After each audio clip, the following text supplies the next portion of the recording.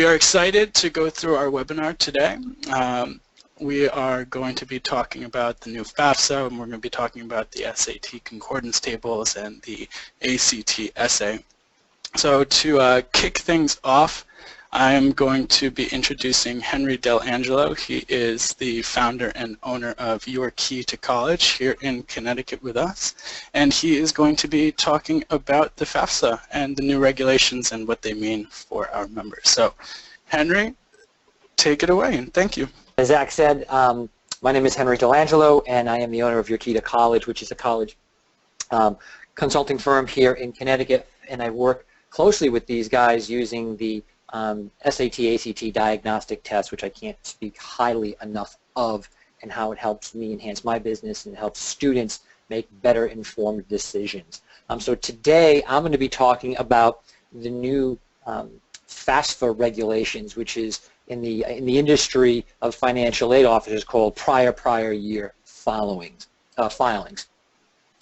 My background is I've been an educator for 25 years. I am a current high school guidance counselor for over 20 of those years at Joel Barlow High School in Reading, Connecticut, and I started my consulting from about 8 years ago. I am also a very proud parent of a senior high school student who is graduating tomorrow, and all of this is very, very real to me on many levels, as a high school counselor, as a private college consultant, and as a parent that has navigated the waters of FAFSA and Profile this year personally. So what I'm going to do is give a quick overview of what's taken place and then get into some more details with the slides on this presentation.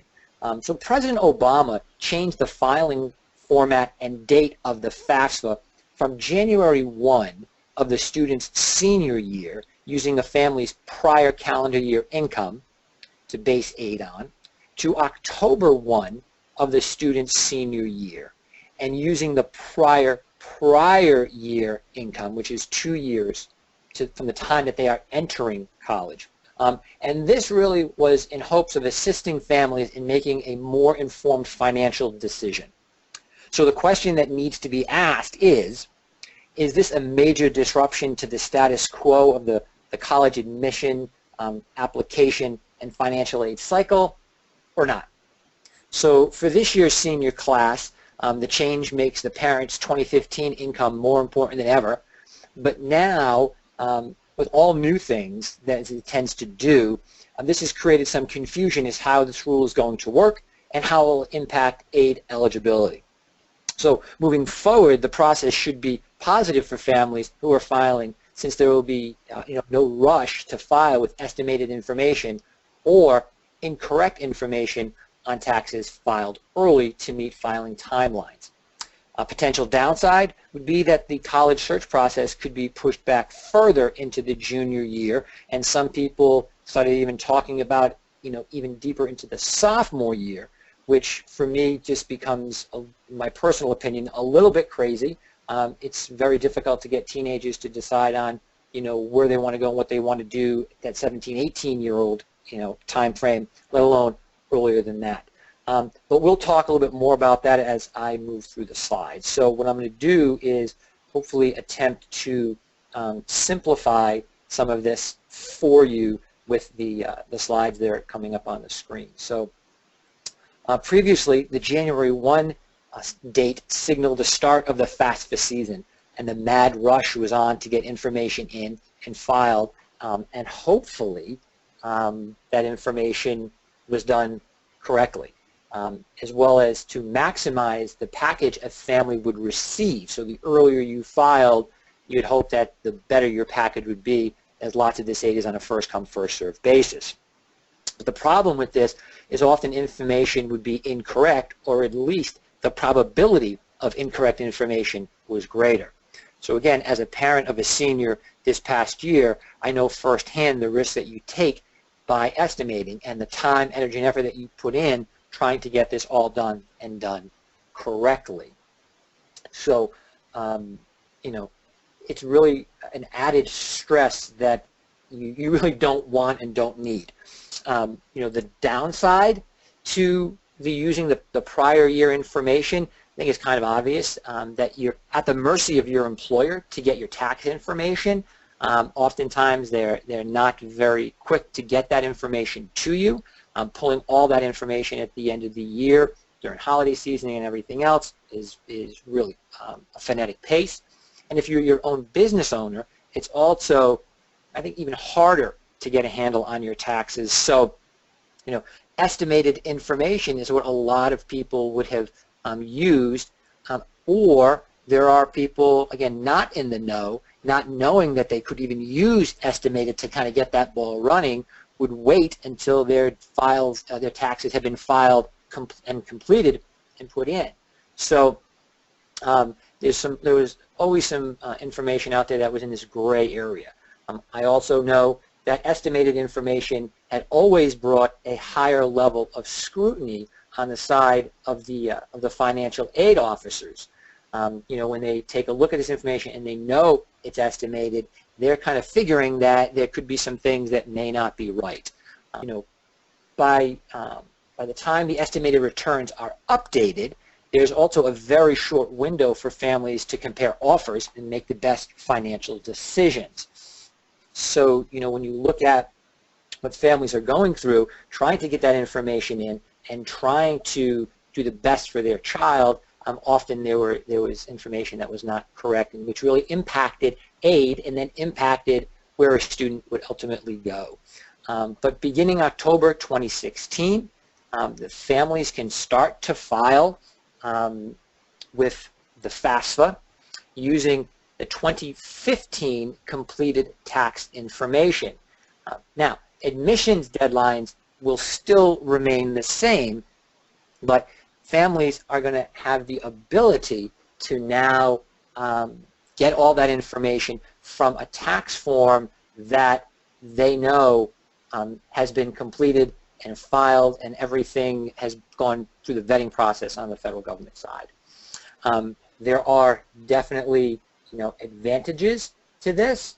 When you're looking at the prior year information for families, again, they are using correct information, so there's less chance of a change needing to be made, of course, unless there was a dramatic change in income, either up or down.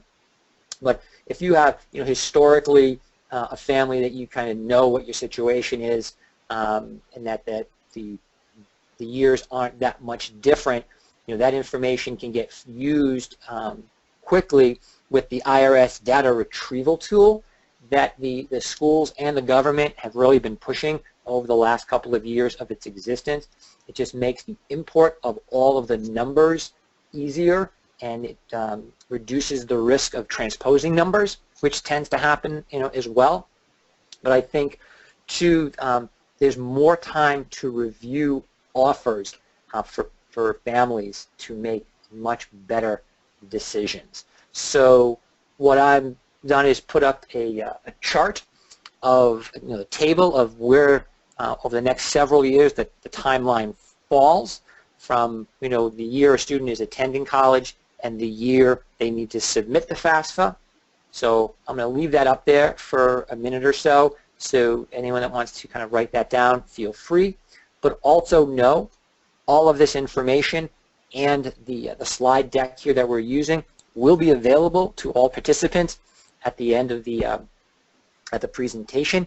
But I do think that kind of just getting a visual right now of the timelines will help put things into perspective for all of you on the webinar right now. So now, what does this mean for families? Well, they'll be able to decide, will they be able to decide to move the process of getting a list and applying earlier, or will they just feel better about knowing in that senior year where that money will be coming from? So families, I think, right now will be looking at this and saying, I have a longer window, I have the ability to get financial information that is accurate into in the hands of the colleges, so that's going to be a big positive. There are some families, though, that may look at this and say, okay, I'm going to know earlier. I can get a better estimate earlier, so I want to get this process started earlier. You know, I'm not sure what's better, you know. And again, as I said earlier, sometimes trying to get students that are 17, 18 years old to make a good decision is difficult, so moving this process back could be even more difficult. But definitely families will benefit from what we hope is the college's ability to get information back sooner, and this should lead to families having more time to make informed decisions. I just returned last night from the Tulane orientation where my daughter is attending, and there was a parent session, and I had the opportunity to talk to the financial aid director down there about this in preparation for this webinar today. You know, and the information that was relayed to me is that they were actually really looking forward to the earlier information to give them time to make some better decisions with truer numbers. They right now aren't sure if they're really going to be able to shorten the window of time to process, or they're going to be looking at it as just more time for them to look at it to get the best possible package. So, you know, definitely financial aid people are looking at this as a positive, I think, all the way around, especially for those students who are in college, for the students that are, you know, sophomores, juniors, and seniors in college. You know, getting that information earlier about the aid is definitely positive. So, you know, what are we looking at for the future? Well, I think, you know, colleges and definitely at least elite institutions and the flagship institutions, they're really not looking to make major changes to the timeline and the process for the admissions piece of it, but definitely there will be some private institutions as well as some of smaller public institutions that may want to take advantage of this earlier timeline to create earlier acceptance timelines, to be a little bit more competitive, you know, with those larger schools, to get offers out there earlier and hopefully getting commitments from the families. And you know, the demographics of what's going on will tell you that the population of college-age students will be going down. So with increased competition for the students numbers and having them, you know, definitely commit, you know, there will be some type of adjustments, but I'm not really sure that it's going to be a broad brushstroke across the board. But definitely the numbers of colleges and universities with earlier timelines for admissions and financial aid will definitely increase, but I'm not thinking that it's going to increase, you know, a whole heck of a lot. So is this prior year a major disruption to this whole process? I think right now it is definitely felt that way for some, but as we look to the future, it really will become, you know, more of this ripple effect that will have some schools moving their deadlines earlier to be a little bit more competitive. Definitely, we will see high schools doing their financial aid nights earlier, as early as the winter of a student's junior year. So it is an exciting time, I'd like to say, within the admissions world with this new filing, but I think it's something that in the long run will benefit all students. And the more information a family has on the financial aspect of it, the better the decision that everyone is going to make. And I think as a consultant, the information that this can glean will help us have a better understanding for the families of what's really the best path for their students. So, Zach, I'm going to turn it over to you. All right. Henry, thank you so much. That was truly a pleasure. So, sort of piggybacking off of everything that Henry said, right now what we're going to be talking about is, for those students who are going to be taking advantage of this fast track of potentially getting that list of schools earlier and starting the process, earlier, then we really do need to focus on why it's potentially more important for students to get these early data points in terms of their testing. So I want to just visualize for you guys what we foresee as the early application timeline with these FAFSA changes. Again, this is really geared towards these accelerated students who potentially are a little more mature for their years and have a good idea of what they're going for. So what this looks like is September comes, review extracurricular activities. So get a good idea of what you're interested in and start building that resume for your application. October, got to take that PSAT 10.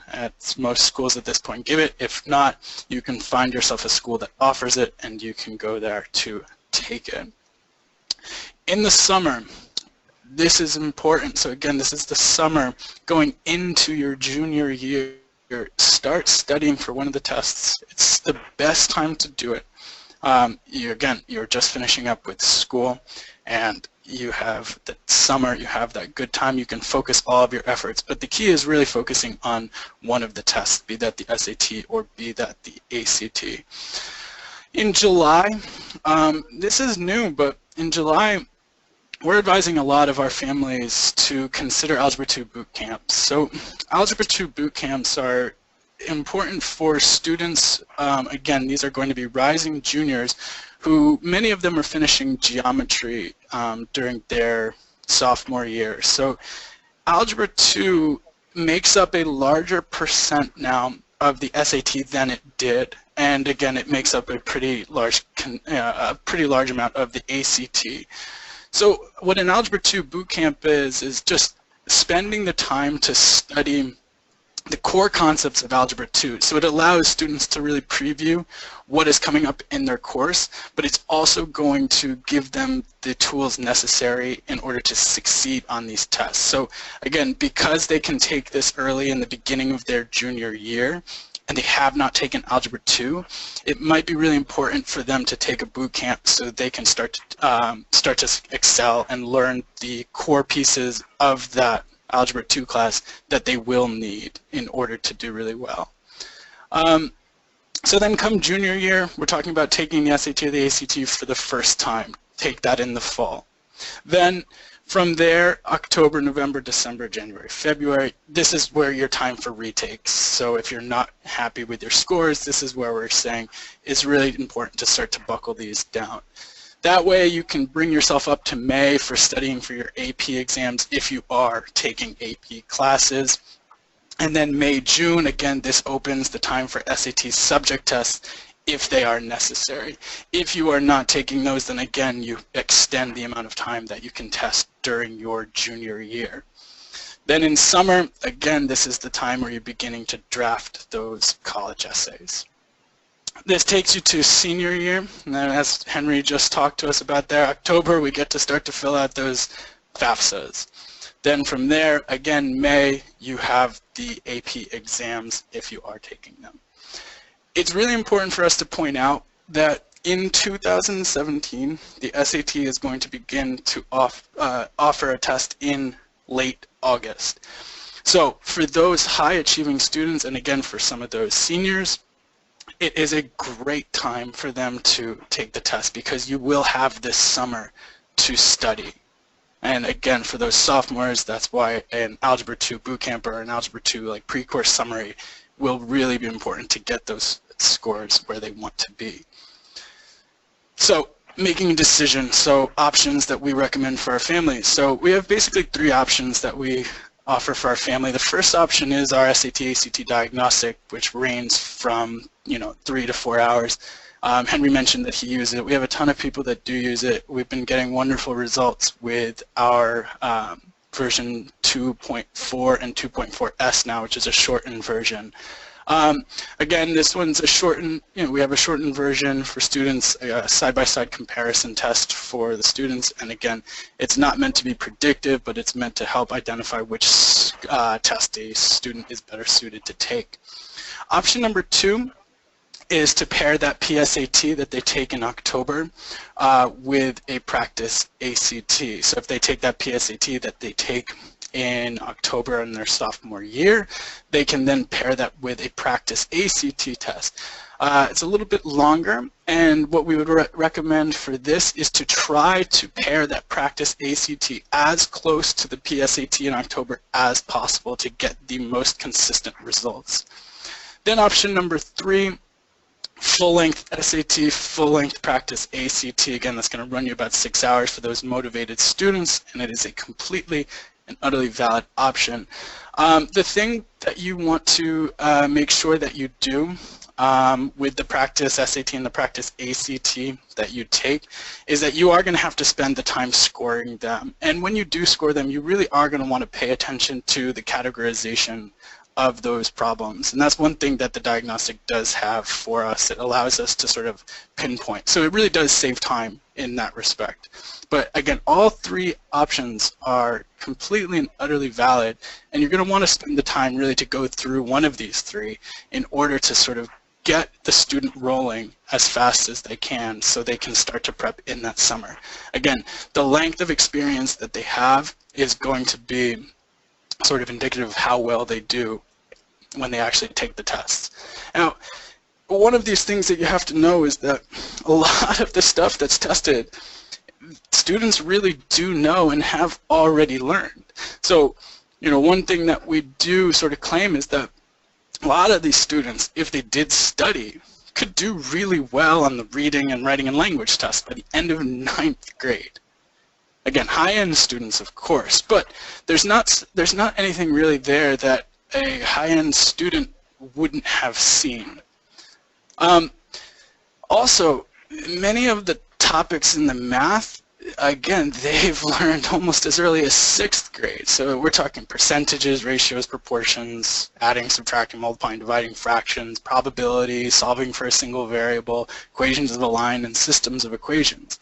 What we see is a lot of times when students are taking this, say, at the end of their junior year, and they're in, by that time, potentially pre-calculus, you're spending more time reviewing the older stuff, and what they're doing, the pre-calc, makes up a small percentage of the test compared to the earlier.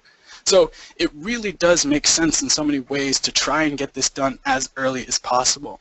Again, as we said, that one holdup is the Algebra 2 portion, but that really can be combated by, previewing the course before they take it. Again, a lot of the times, if you have somebody who really does know their stuff, they're going to be able to connect a lot of the dots, and we know a lot of kids lose interest in Algebra 2, so it might really give them a leg up in the classroom as well as on the test if they do preview that up. Now, again, I'm going to pass this over to Mike now, who is going to discuss for all of you guys the new SAT and ACT scores and how to discuss them with your family. So thank you much, and Mike, I'm going to go pass it on to you. Hi guys, my name is Michael Capernaros. I've worked here at College Planning Partnerships as a tutor, among other things, for about 6 years now, which has entailed working with the SAT and ACT nearly every day. I just want to speak a little bit today about the redesigned SAT scores. As you all probably know by now, the SAT was redesigned last year. The new redesigned PSAT was first given in October of 2015, though the SAT did not begin offering the redesigned format for the actual SAT until March of 2016, just a couple of months ago. At this point, students have taken the March and May and now June SATs, as well as one other test form that's been given to states that that require the SAT. So Connecticut now requires students to take the SAT in school, as do Delaware, Michigan, and New Hampshire. So at least 4 test forms have been given, and results are back for at least 3 of those forms. The May results are just coming back today. So the biggest question we've received over the last couple of months from our clients has been this: what do these scores mean? What do my scores mean? And it's a really reasonable question. Most parents who come to us, I think, assume that 500 on the old test equates to 500 on the new test. But that's kind of the same thing as saying 40 degrees Celsius is the same temperature as 40 degrees Fahrenheit. They're not on the same scale, and they're not designed to be equated. And while that's a bit confusing and misleading, it's just sort of the reality of it. The scores don't mean the same on the two exams, and so we think it's really important that students and parents are aware of that. And so what SAT has done, or what SAT did in May of 2016, was to create a concordance table that's designed to tell you how to relate scores on the old SAT to scores on the new SAT. Actually, they created 16 tables, but they basically created a way to equate them.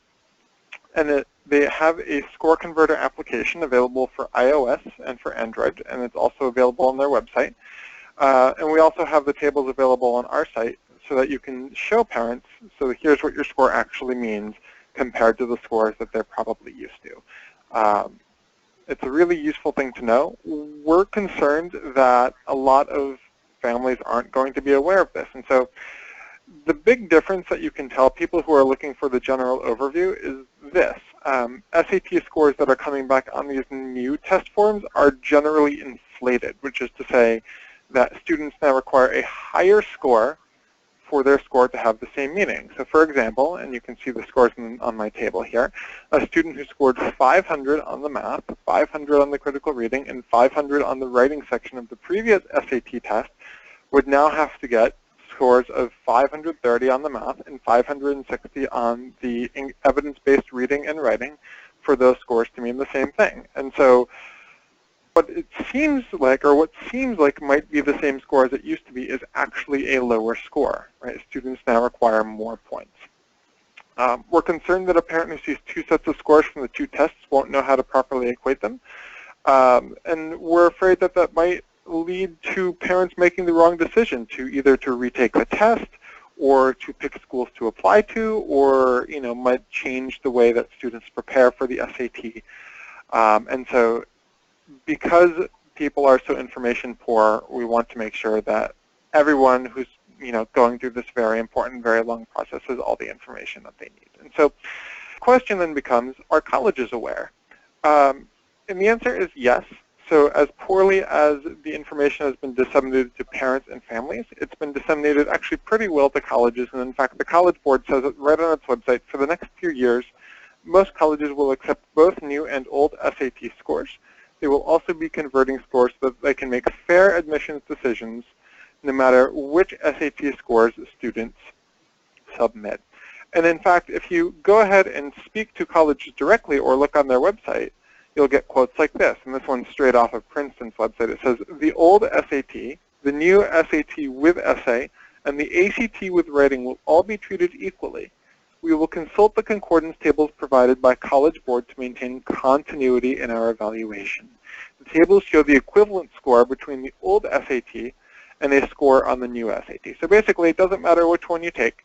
We're just going to convert it so it means the same thing, and then we're going to go ahead and use the converted score in order to compare you to everyone else. And so that's what they plan to do, but you have to be really aware what the scores mean for them for this policy to make any sense. So one thing that a lot of our clients do, and I'm sure a lot of yours do, is use the College Board's Big Future feature to find info on standardized testing data for schools of interest. Unfortunately, College Board doesn't have data on the redesigned SAT scores just yet, so using the data on their website on collegeboard.org now requires this extra step. And so students who have already taken the redesigned SAT, will have to put their scores through the score converter and convert them to the old scores in order to give them a rough idea of where they stand with respect to the scores on Big Future. We've been recommending that they do this for every set of scores. That way they've got the best sort of idea of what those numbers mean and about how far they are from goal. Students who are planning to take the redesigned SAT in the future should convert the scores on Big Future, right, the old SAT scores, and convert them to redesigned SAT scores using the converter in order to estimate what kind of goal they should set for themselves when they do SAT preparation, be it on their own, be it with Khan Academy, be it with a tutor. It's important to know what kind of scores they're looking for, what kind of scores they need in order to be competitive at the school.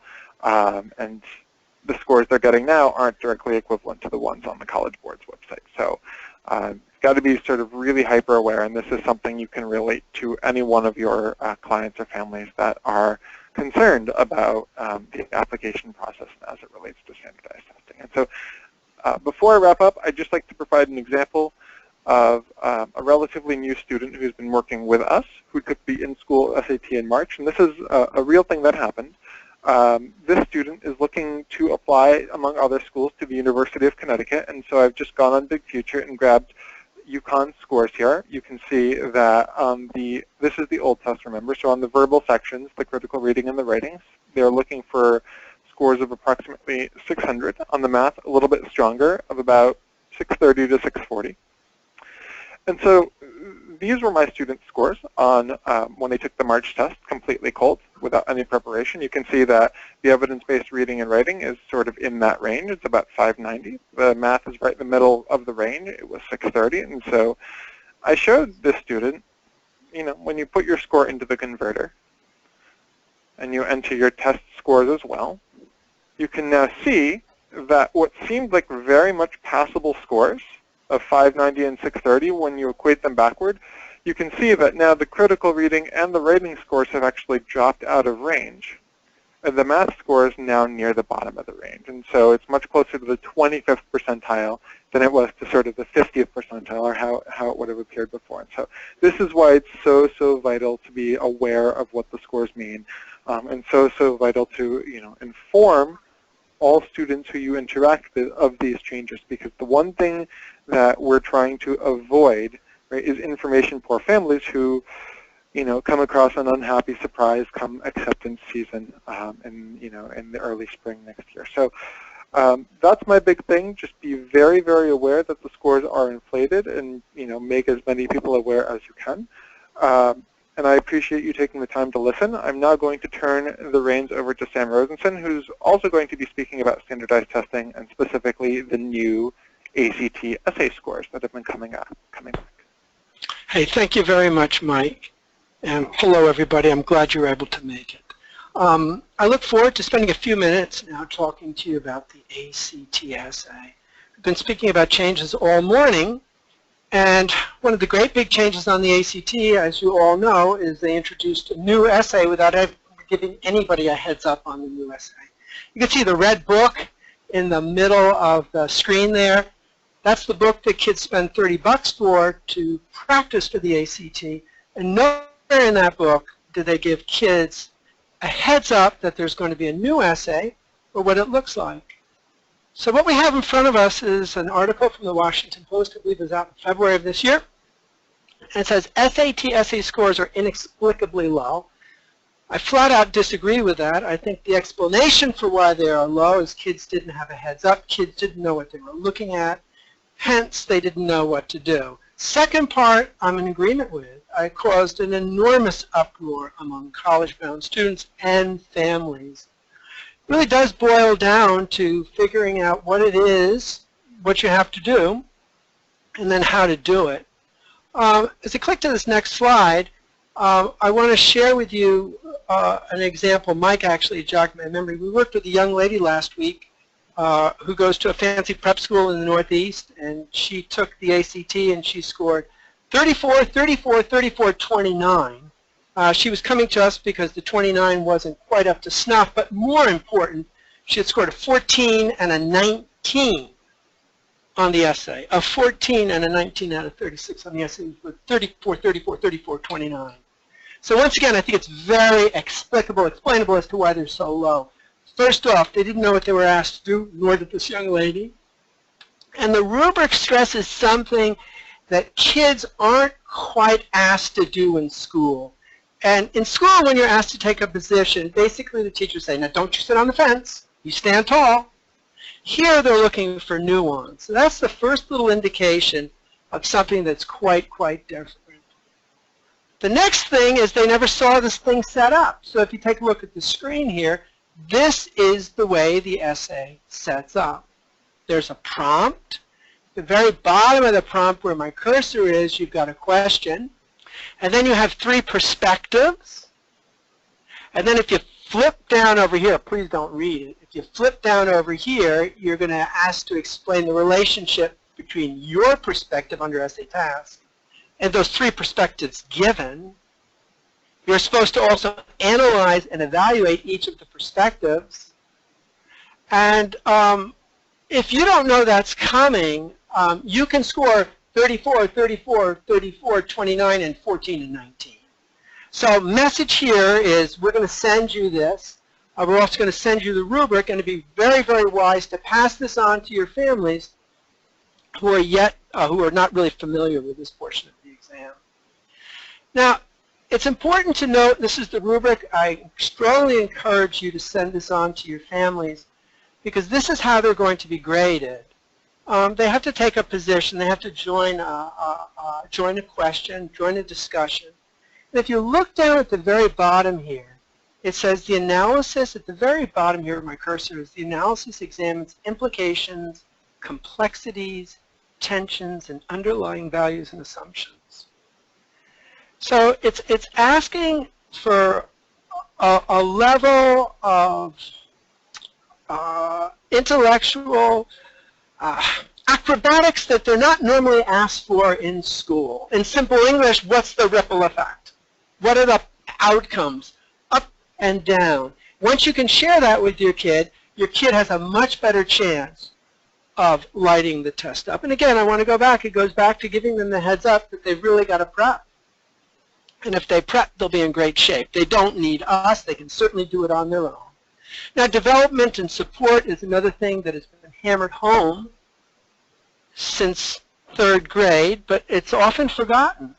So it's really important to share with them that when you make a statement, you then have to back it up and explain your reasoning for making that statement.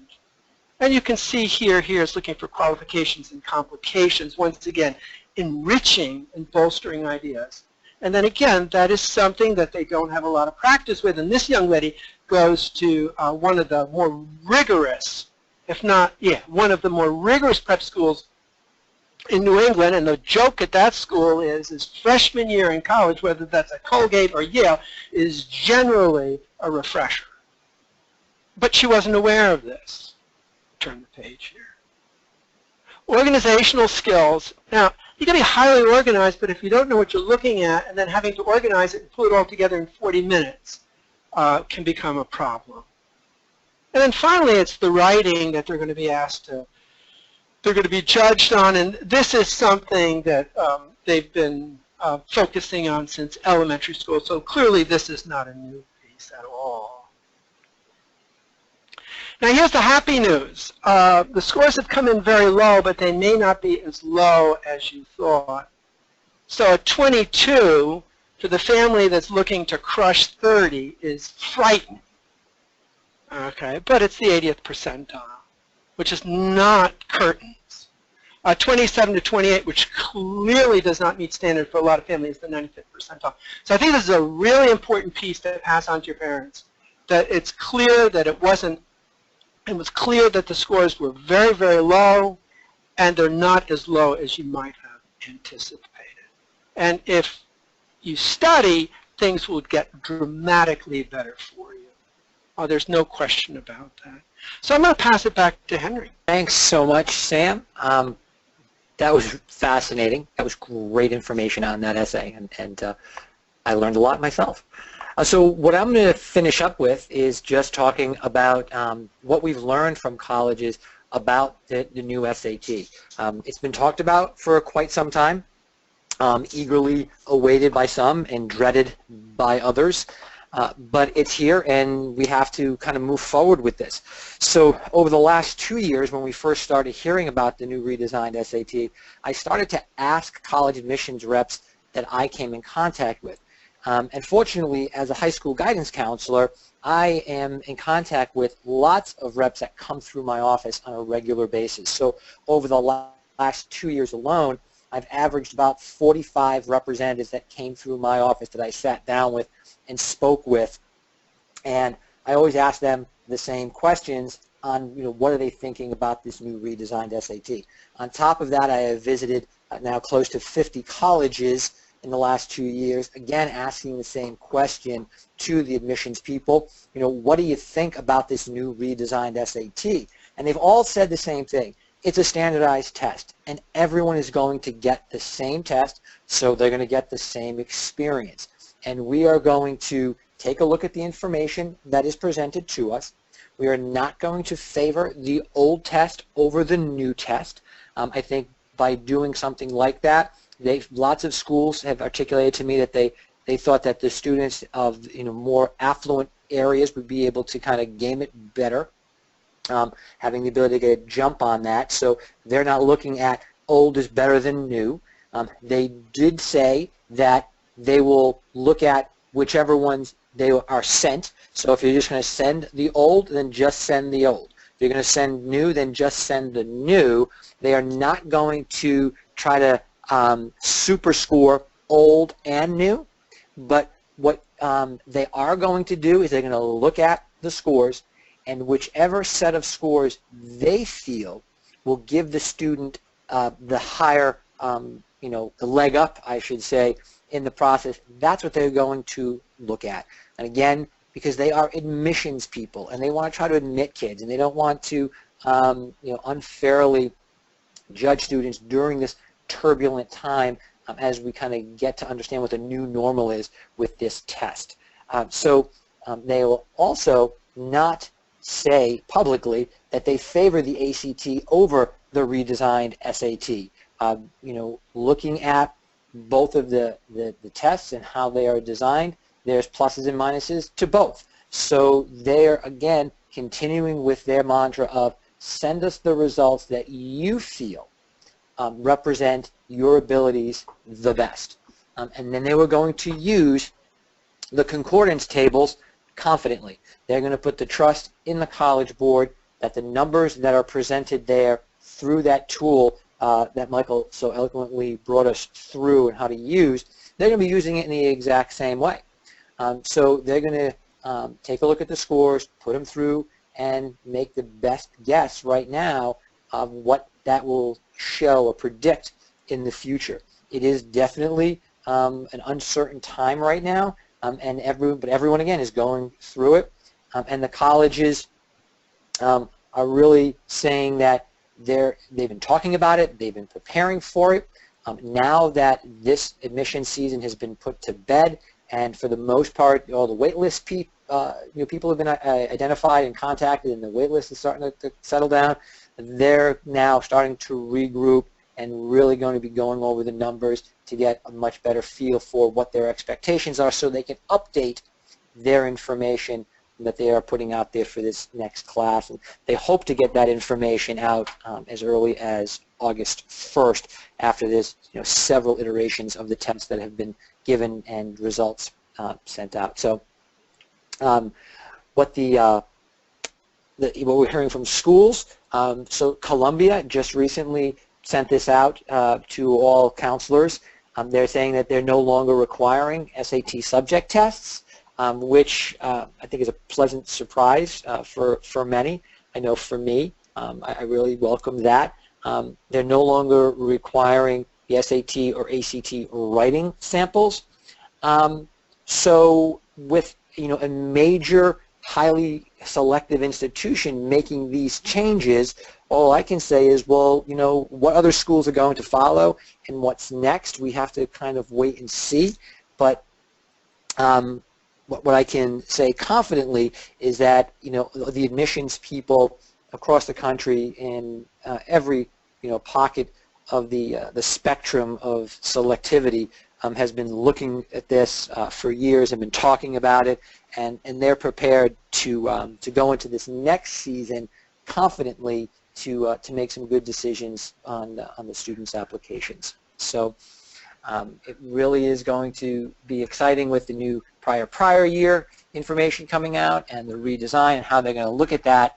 But absolutely, I can tell you that the admissions offices are looking at this test again and falling on the reliability of the College Board because they've been working with them for 50 years.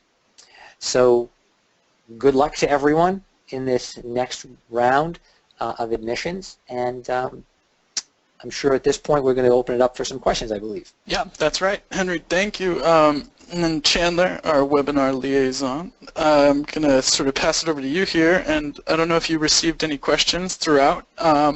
If you have, I'll take it from there, and you can sort of present those. And if there are some questions, any of you guys can type those into the question box right now, and be happy to answer some of them. Chandler. All right, so we got a couple of questions, mainly related to financial aid.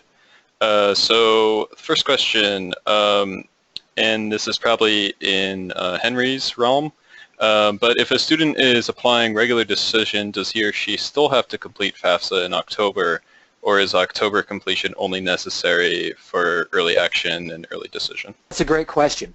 I think the rule of thumb is the earlier you can get the information filed, the earlier you're going to get information back, the better the potential package would be. So even if the student is looking at that regular decision deadline, I would highly recommend them getting the information done earlier. And now with this new prior in place, it will be a lot easier to do because you're using your tax return from 2 years prior to when that student is going to attend, which is already done. And if you utilize the IRS filing tool, it really is a matter of 2 clicks, and all of the information gets taken from your tax return and then put into the proper boxes under the FAFSA. So I think to sum up, no matter when you are trying to apply or when you're targeting your application date, you're always better served or best served getting it done earlier. And again, October 1st kind of is the starter pistol going off. That's when the gates will be open and they'll be able to receive the information. So I hope that's helpful. Great, thanks. And I actually have a follow-up. So how about CSS, or College Scholarship Service? How does that interact with the FAFSA at all? Yeah, the FAFSA and the CSS profile are parallel to one another. You don't have to fill out the FAFSA for, you don't fill out the profile for the majority of schools, but definitely the more selective ones you will. And currently, under the profile, they've asked for prior year information just to get a kind of a historical context. They've based the awards on the prior year. So it's not much of a major shift for them, for the College Board, but it is a little bit different. I will say that the College Board will take a look at what's happening. And I actually have a quote here that I had on my computer about the College Board and their position regarding prior year taxes and the CSS profile. So this is a quote from the College Board. The College Board supports the simplification of the financial aid process as a means to reduce barriers to college. We believe the move to providing prior year data for the FAFSA and federal aid will make it easier for students and families to plan and pay for college. We are committed to supporting institutions as they make this transition. We are working closely with our members, leaders at the colleges and universities to determine next steps for the profile, which provides student access of billions of dollars of institutional aid every year. And we are confident that as we move forward, this process will be a smooth one. So the College Board has kind of expected that kind of question, and right now they're not planning any major changes because currently they had already been requiring some of that information. Thanks a lot, Henry. This question is probably geared towards Sam. What is the maximum ACT essay score? And maybe you can talk about the scaling or the scoring of it rather. So if the max for each of the the categories is a 6, how can it be more than a 24? Okay, great. Thanks very much. Okay, so if you get 1 to 6 points for each of the 4 categories. So that's 4 times 6 is 24 is a perfect score. But you have 2 graders. So one can give it a 6 and a 5 for ideals and analysis, and so that's a total of 11. So there are 4 categories, and we're going to send you that rubric, and you're going to see ideas and analysis, development and support, organization, and language use. Each of those categories is graded by 2 readers on a 1 to 6 basis, which brings you to the top. And then what happens is when you get a 48, or a 47, or a 46, or a 45, or a 44, or on down, they slide that over and they make the 48 equal to a 36. So just to note on the CSS profile, they don't ask for in-depth information on prior year, and colleges don't use prior tax information for actual calculations for expected family contributions, but rather they're looking at that, and the financial aid person will be using their professional judgment for the purposes of making a decision. You know, if there was a big drop in income from the previous year, it really isn't intended to negatively impact the student's eligibility for aid, but just to give the financial aid person a little bit more background. So that profile has, you know, already been working for 2 years prior, gave them a much more richer aid package, and hopefully now the FAFSA is really kind of following suit. So again, thank you everybody, and if you do have any more questions, feel free to email us at any time. Please remember that the handouts are available for you in the GoToMeeting control panel over there on the right hand of most screens. We will also be sending a follow-up email with these handouts, and we'll be sending you a recorded version or a link to the recorded version if you need to review any of the stuff that was discussed. So again, thank you everybody. We appreciate your time, and we will talk to you soon. Have a good day.